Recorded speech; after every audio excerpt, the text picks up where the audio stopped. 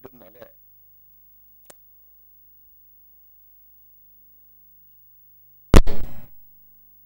بالله من الشيطان الرجيم. بسم الله الرحمن الرحيم. الحمد لله رب العالمين والعاقبة للمتقين ولا عدوان إلا على الظالمين.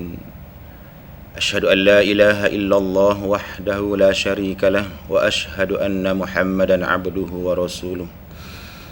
اللهم صل على سيدنا محمد وعلى آله وأصحابه ومن تبعه بإحسان إلى يوم الدين. اللهم رب اشرح لي صدري ويسر لي أمري واحلل عقدة من لساني يفقهوا قولي. Amma ba'd. Alhamdulillah, bersyukur kita ke hadrat Allah Subhanahu wa taala. Allah Subhanahu wa taala adalah yang maha kuasa, yang kita sembah, yang tidak ada sekutu baginya. Untuk kita menyamai Allah Subhanahu wa taala dengan sebarang sembahan yang lain. Sidang pendengar sekalian, pada pagi ini saya akan menyampaikan tazkirah yang berkait dengan hak seseorang Muslim ke atas seseorang Islam, ke atas seseorang Muslim yang lain. Alhamdulillah, sesungguhnya kitab yang paling benar adalah kitab Allah, kalimah Allah Subhanahu wa taala, dan sebaik-baik petunjuk adalah petunjuk Rasulullah sallallahu alaihi wasallam. Seburuk-buruk perkara adalah perkara yang diada-adakan, dan setiap perkara yang diada-adakan itu adalah bid'ah, dan setiap bid'ah adalah kesesatan, dan setiap kesesatan itu berada di dalam neraka. Wal a'yazu billah. Sidang pendengar sekalian, salah satu tujuan yang terbesar Allah Subhanahu wa taala menurunkan agama Islam adalah untuk menyatukan umatnya. Demi untuk mencapai tujuan tersebut, kaum muslimin dan muslimat hendaklah mesti bersatu hati dan menyatukan serta merapatkan barisan kalimah Allah Subhanahu wa taala kepada seluruh kaum muslimin dan memperbaiki jemaah kaum muslimin. Jika impian ataupun hal sedemikian belum sempurna atau belum direalisasikan, maka hendaklah kita mengkaji sebab-sebabnya. Di antara sebab-sebabnya ialah yang pertamanya, kerana kita belum sepenuhnya menjalankan syariat Islam.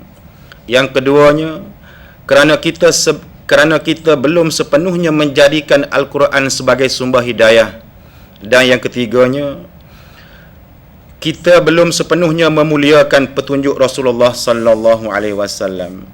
Di dalam Al-Quran ayat 63 surah Al-Anfal, Bismillahirrahmanirrahim, wa allafa baina qulubihim law anfaqta ma fil ardi jami'an ma allafta baina qulubihim walakinallaha allafa bainahum innahu azizun hakim. Dan yang menyatukan di antara hati-hati mereka, yaitu hati orang-orang Islam. Walaupun kamu membelanjakan semua kekayaan yang ada di atas muka bumi ini, nescaya kamu tidak akan dapat menyatukan hati mereka.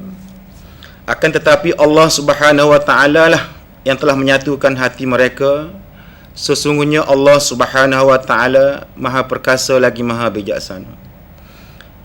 Maha suci Allah Subhanahu wa taala telah menyatukan umatnya dari pelbagai bentuk bahasa, warna kulit dan adat kebiasaan di bawah satu bendera, yaitu kalimah Allah Subhanahu wa taala. Sidang pendengar yang dirahmati oleh Allah sekalian, sesungguhnya Allah telah menyatukan sahabat Bilal Al-Habsyi dengan Suhaidi Ar-Rumi, dengan Salman Al-Farisi dan Ali Al-Quraisy.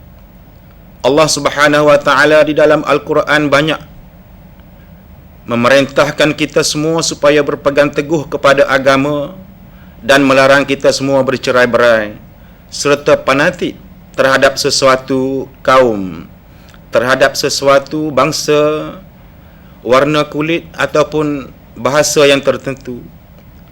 Persoalannya, sidang pendengar sekalian, mengapakah masih ada lagi di antara kita sifat saling benci-membenci, sifat saling berhasad dengki, saling menjatuhkan maruah orang lain, bermusuh-musuhan, berbeza-beza pendapat. Sedangkan Allah Subhanahu wa taala berfirman dalam surah Al-Imran ayat 103, wa'tasimu bihablillahi jami'an wa la tafarraqu wazkuru ni'matallahi 'alaikum iz kuntum a'da'an fa'alafa baina qulubikum fa'asbahtum bi ni'matihi ikhwana wa kuntum 'ala shafa hufratin minan nar fa'anqazakum minha kadzalika yubayyinullahu lakum ayatihi la'allakum tahtadun. Dan berpegang teguhlah kamu dengan tali Allah Subhanahu wa taala sekalian, wala tafarraqu, dan janganlah kamu berpecah. Dan hendaklah kamu menyebut nikmat Allah ke atas kamu ketika kamu sedang bermusuh-musuhan. Allah Subhanahu wa taala menjinakkan di antara hati-hati kamu, maka jadilah kamu semua bersahabat di bawah nikmat Allah. Wa kuntum ala syafa hufratin, sedangkan kamu ketika itu berada di tepi jurang neraka, lalu Allah Subhanahu wa taala menyelamatkan kamu daripada api neraka tersebut. Lagi firman Allah Subhanahu wa taala dalam surah Al-Hajj ayat 77, wa fa'alul khaira la'allakum tuflihun, dan berbuatlah kebajikan supaya kamu mendapat kemenangan. Sidang pendengar sekalian, Rasulullah sallallahu alaihi wasallam bersabda tentang betapa pentingnya hak saudara muslim dengan muslim yang lain. Rasulullah sallallahu alaihi wasallam bersabda dengan maksudnya, seseorang muslim adalah saudara bagi muslim yang lain, dan janganlah menzaliminya serta mengganggu muslim itu, kerana barang siapa yang menolong saudaranya, nescaya Allah Subhanahu wa taala akan menolongnya di hari akhirat nanti. Juga barang siapa yang memerhatikan kesusahan saudaranya, maka Allah akan juga memerhatikan dirinya daripada kesusahan dirinya di hari kiamat, di hari akhirat. Juga barang siapa menutup keaiban saudaranya, nescaya Allah Subhanahu wa taala akan menutup keaibannya di hari akhirat. Oleh itu, sidang pendengar sekalian, selayaknya kita semua mestilah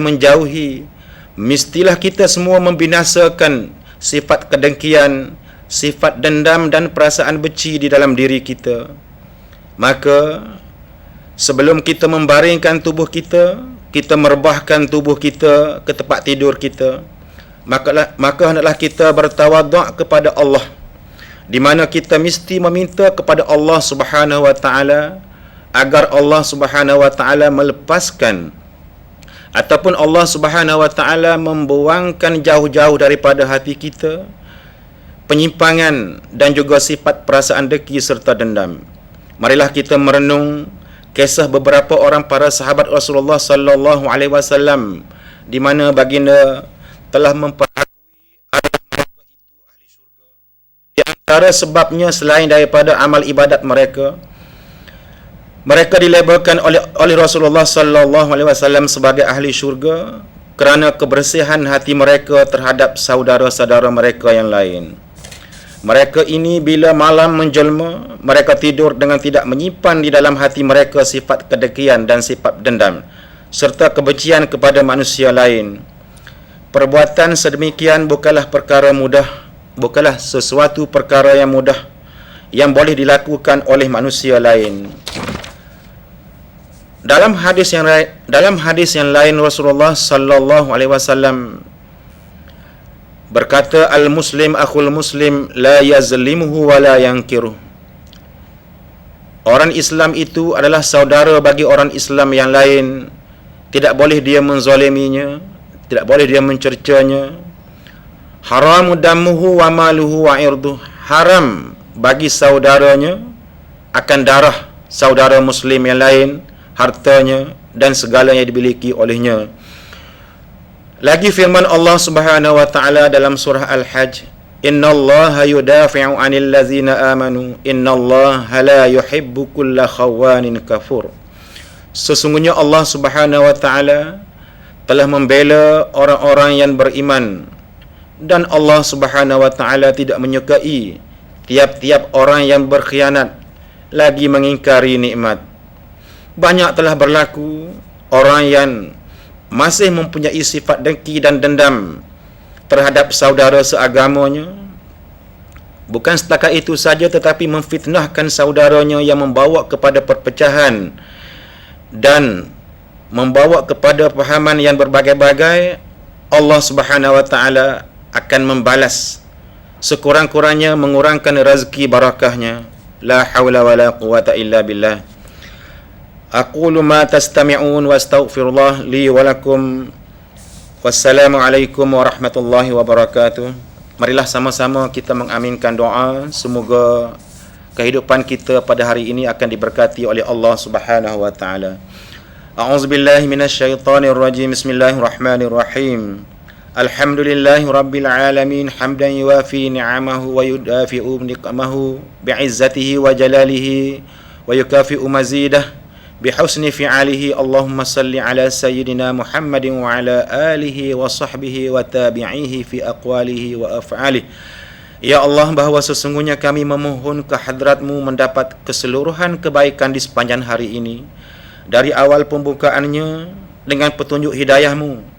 Kami mohon berlindung kepada-Mu dari sebarang kejahatan yang terdapat pada hari ini, pada hari sebelumnya dan pada hari yang selepasnya. Allahumma aslih lana dinana allazi huwa ismatu amrina, wa aslih lana dunyaya allati fiha ma'ashuna, wa aslih lana akhiratana allati ilaiha ma'aduna. Ya Allah, baik pulihkanlah pegangan agama kami, kerana agamalah yang menjadi kuasa pengawal segala urusan hidup kami.